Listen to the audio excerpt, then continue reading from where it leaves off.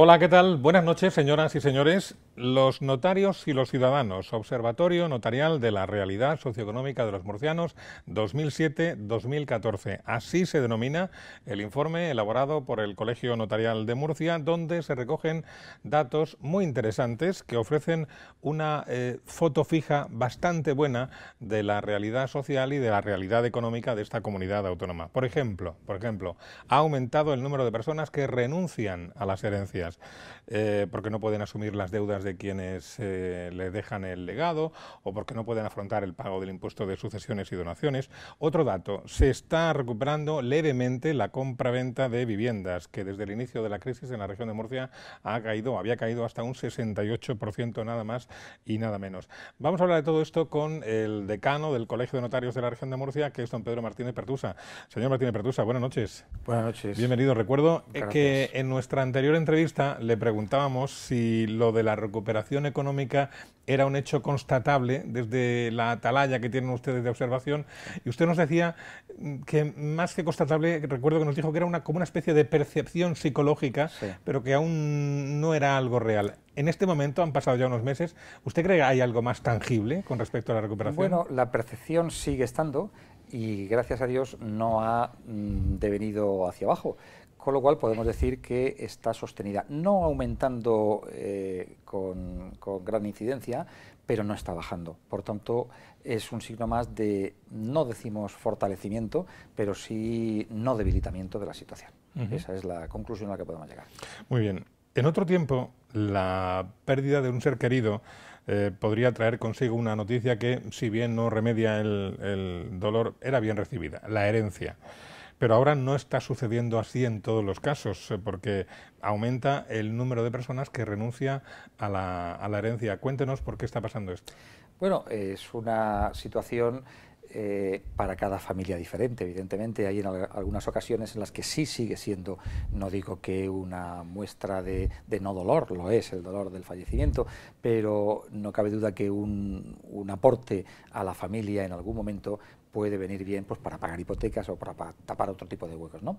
Lo que viene advirtiéndose en los últimos años, coincidiendo con esta crisis que hemos tenido recientemente, es que la adquisición hereditaria no viene sola. Así como los niños traen un pan debajo del brazo cuando nacen, los fallecidos traen a veces un algo debajo del brazo, o se llevan algo también de nuestro patrimonio.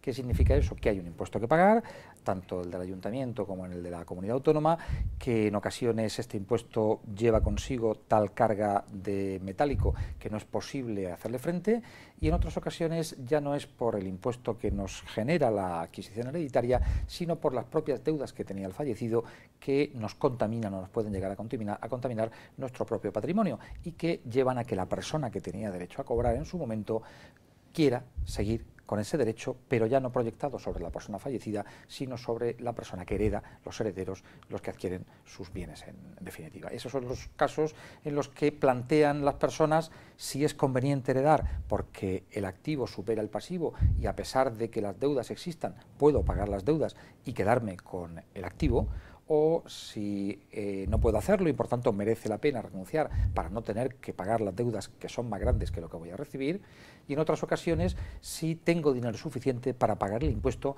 si puedo obtener financiación para pagar el impuesto, o si es tan gravosa la adquisición del punto de vista fiscal que prefiero no complicarme la vida y no meterme en una situación de la que a lo mejor no puedo salir, que puede contaminar también mis propios ingresos y olvidarme de la herencia como consecuencia del gravamen que lleva. Y a modo de curiosidad, cuando alguien renuncia a una herencia, ¿quién se queda con eso? Patrimonio del Estado, supongo. Bueno, realmente las renuncias generan la entrada de nuevos herederos. Dependiendo de cómo se hayan hecho los testamentos, pues una herencia de un padre puede dar acceso a la entrada en la herencia de los nietos. Una herencia de un hermano en ocasiones puede dar lugar a que acrezca la parte del otro hermano y, por tanto, él sea el que se quede con la herencia que yo no quiero. A veces son los padres los que, a los abuelos, por mejor decirlo, los que, al no querer heredar el hijo del fallecido, heredan los abuelos. En realidad pueden llegar a heredar hasta hermanos, primos, hijos de primos o hijos de hasta el cuarto grado de consanguinidad, que serían incluso tíos. Habría que hacer el cálculo en cada fallecimiento, y ya cuando no hay parientes más allá del cuarto grado es cuando la herencia le corresponde al Estado, efectivamente. Pero todavía falta. Esa pregunta nos la hemos hecho todos muchas veces. ¿Las deudas se heredan? Las deudas se heredan, efectivamente. Se heredan las deudas, y vaya si se heredan.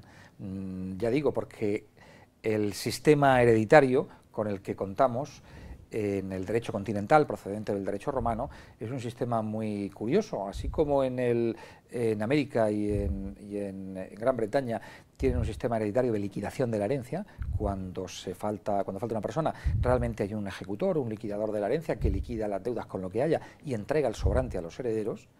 En este caso, la persona que hereda sucede en todo su patrimonio, digamos activo y pasivo, al fallecido. Es como si fuera un continuador de la personalidad del fallecido, con una salvedad incluso desfavorable, y es que si un acreedor antes tenía el patrimonio del fallecido como garantía, ahora, en principio, salvo la determinada cautela que luego podemos comentar, tendrá incluso el patrimonio del heredero para poder cobrar con sus bienes las deudas que tenía el fallecido. Pero hay una fórmula, no sé cómo denominarlo. Hay una fórmula. Que es la que ustedes denominan a beneficio de inventario, ¿no? Sí, es una fórmula muy antigua que viene del propio Código Civil del siglo XIX. Lo que pasa que tenía como contraindicación el que era un expediente fundamentalmente judicial, sujeto a unos plazos de ejecución relativamente cortos, que daba lugar a que en ocasiones se pasaran los plazos y se impidiera la utilización del beneficio de inventario del derecho a deliberar. A partir de la promulgación, que está ya al caer, de la nueva ley de jurisdicción voluntaria, ese tipo de expedientes se harán en forma notarial, con lo cual se facilitará más la citación de acreedores y la citación de legatarios, y por tanto la posibilidad de ejercitar el derecho del beneficio de inventario y remitir las deudas solamente al importe de los bienes donados. Que otra cosa es que debiera ser así a lo mejor legalmente, pero de momento no lo es. Volviendo momentáneamente al tema de la renuncia a las herencias, simplemente por dar el dato que no le hemos dado, este último año se han encontrado ustedes en los notarios en la región de Murcia con más de 700 casos de personas que han renunciado a las herencias, cuando hasta hace unos pocos años era muy poco común, ¿no? Claro, era poco común, y de hecho la renuncia era una cuestión de tipo familiar, no era una cuestión económica. Se renunciaba porque yo, como heredero de mi padre, había recibido unos bienes en vida que no constaban en los testamentos, pero yo lo sabía, si el ajuar doméstico de mi casa, una ayuda para la vivienda, y entonces a nivel de hermanos yo sabía que tenía que recibir, menos renunciaba y heredaban mis hermanos por cuestiones de tipo familiar. Pero lo que se da desde hace unos años no es ese tipo de renuncias, que posiblemente sigue existiendo. Lo que se da es una renuncia por ámbito típicamente económico, como hemos dicho, para no pagar impuestos o para no pagar las deudas. Y esto es lo que no estaba pasando unos años atrás, ¿no? Es la característica de la renuncia actual. Renuncia económicamente. De contenido económico principalmente. El tema este del no poder pagar los impuestos es probable que en los próximos meses se vea aliviado, porque en los programas electorales de algunos de los partidos políticos que han concurrido a las elecciones aquí en la región de Murcia figura la eliminación o reducción progresiva del impuesto de sucesiones y donaciones. No conozco el detalle de ese compromiso electoral, no sabemos todavía ni cuándo ni cómo se va a ejecutar, pero algo hay en esa materia. Luego algunos podrían ver aliviada esa carga. Bien, es un toma y daca, ¿no? Realmente el impuesto en Murcia es muy elevado, es de las comunidades autónomas que ha necesitado elevar el impuesto más. Yo tampoco voy a discutir políticamente la oportunidad o no de eso. El caso es que posiblemente para encubrir o cubrir déficit ha sido posible o ha sido necesario elevar el impuesto de sucesiones, y es de hecho de las regiones que más elevado lo tienen. Bueno, yo creo que una de las opciones políticas es evidentemente ajustarlo, aunque sea un poco a la baja, como consecuencia de que hay otras regiones que lo tienen y están soportando la fiscalidad más baja del impuesto de sucesiones. Y no es mala medida. La concreción es lo que hace falta, porque, bueno, como todo o como en todo, la ley tiene sus recovecos. No es lo mismo decir una bonificación genérica que decir una bonificación para casos concretos, y que esos casos sean de escasamente unas pocas personas, ¿no? Entonces hay que ver la realidad de lo que se pretende hacer y el texto de lo que se pretende reformar, y sobre eso sí podríamos hablar. Bueno, pero para saber eso, señor Martínez Pertusa, tenemos que saber primero quién nos va a gobernar Bien. y cómo nos van a gobernar, Sí. que eso ya no es objeto de esta entrevista y esperaremos Es correcto. unos días o unas Hay semanas que esperar, sí. para saberlo. Sí. Háblenos un poco del tema de vivienda y de precios, que también han recogido ustedes algún capítulo en ese informe que han elaborado. Sí, el informe ha pretendido sobre todo devolver datos a la sociedad. Hay que tener en cuenta que nosotros en los despachos recogemos la vida diaria de las personas. Acuden a nosotros con problemas, tienen el tratamiento de asesoramiento correcto y ordinario que se le debe dar, en definitiva obtienen un consejo profesional en la necesidad que tienen de resolver sus problemas y como último punto nos aportan los datos. ¿Qué significa eso? Pues que conocemos los precios, conocemos el número de compraventas, conocemos el número de préstamos, como consecuencia de la comparecencia de las personas en nuestros despachos. Por tanto, esos datos nos los suministra la ciudadanía y es de ley que también nosotros, una vez debidamente tratados e informatizados, como hoy se puede hacer, devolvamos las consecuencias de esos datos. ¿Qué quiero decir con eso? Pues quiero decir que no es más que un reflejo de la realidad que hemos tenido previamente en nuestros despachos.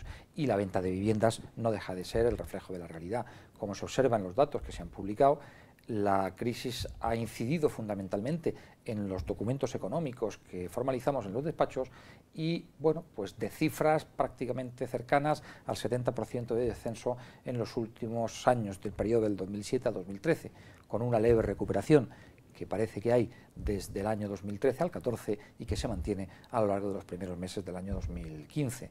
Pero esa es la realidad. ¿Qué pasa con los precios? Que exactamente igual han caído. El precio medio se ha reducido también cerca del 40 o del 50%, lo que antes era, me parece recordar de memoria, 1.400, pues ha llegado a 800 euros el metro cuadrado y como consecuencia de esto, pues las viviendas están mucho más accesibles a los que pueden tener dinero. El problema es que hoy día disponer de dinero es complicado.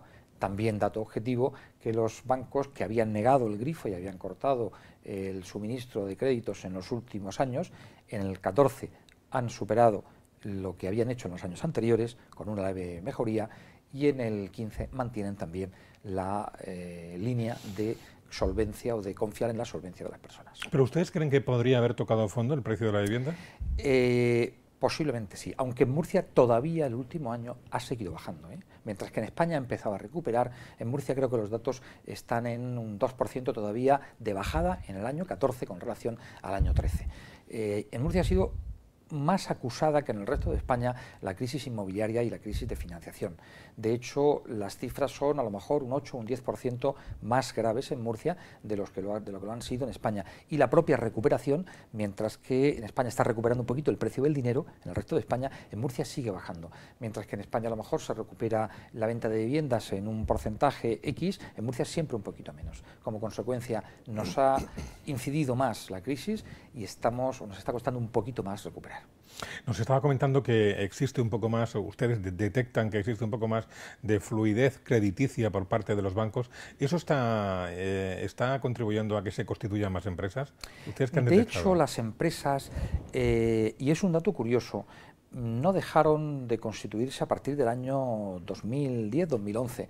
Cayeron desde 2007 hasta el 2011, pero llegó un momento a partir del 2011, posiblemente como consecuencia de un sistema muy sencillo y más económico de construcción de empresas, desde ese año que entró en vigor una ley en el año 2010 de constitución de empresas prácticamente en 24 horas, y en las notarías se está haciendo así con unos capitales relativamente pequeños y unos costos relativamente pequeños, se fomentó mucho la constitución de sociedades.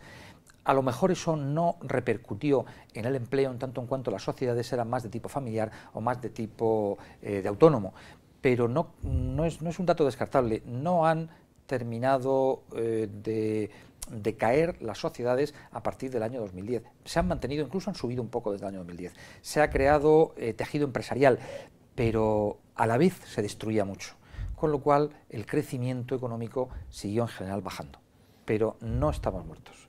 Hay movimiento empresarial, hay iniciativa, las personas han visto que las anteriores formas de ganar dinero estaban agotadas y ha habido una sensación de que hay que buscar trabajo, hay que buscar negocio, hay que tratar de salir de la crisis como sea. Concluye el informe también que la gente está yendo más al notario este último año. Bueno, Si contamos los actos en los que veíamos a personas en los años anteriores y los que se están dando ahora, evidentemente la caída ha sido muy grande, pero lo que decimos, este último año está recuperando un poquito, ese 4, ese 5, ese 6%, y volvemos a cifras no del año 2007, ni mucho menos, pero sí de años de 2012, 2013 a lo mejor, ¿no? Es un buen dato, es un buen síntoma, tiene que mantenerse. Decía usted hace un momento que uno de los objetivos de este informe es devolver a la sociedad los datos que nosotros como ciudadanos les damos a ustedes cuando nos ponemos en sus manos para hacer algún acto notarial, ¿no? Y yo supongo que tiene que haber otro objetivo también, y es acercar la figura del notario a la sociedad. Recuerdo que la vez anterior que estuvimos hablando, que vino usted a hablar del tema de los diferentes tipos de poderes que había y tal, hablábamos de eso, ¿no? De la cercanía o del distanciamiento de los notarios y la sociedad. Seguramente este informe también ayuda a eso. Es un informe finalista también, quiero decir. La misión de ponernos en el centro de la sociedad, en el sentido de que se nos mire, se nos considere, se nos valore y se nos exija, y lleva consigo el darnos la visibilidad natural, ¿no?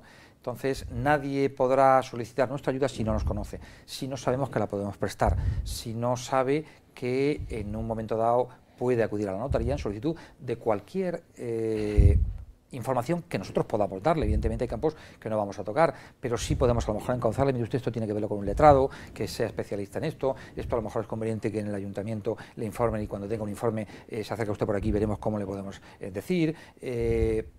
Somos una parte más de los servicios que la sociedad tiene que prestar al ciudadano, igual que también prestan otro tipo de asesores, como pueden ser los letrados, como pueden ser los economistas, como pueden ser graduados sociales. Somos una parte más y con nosotros deben contar los ciudadanos.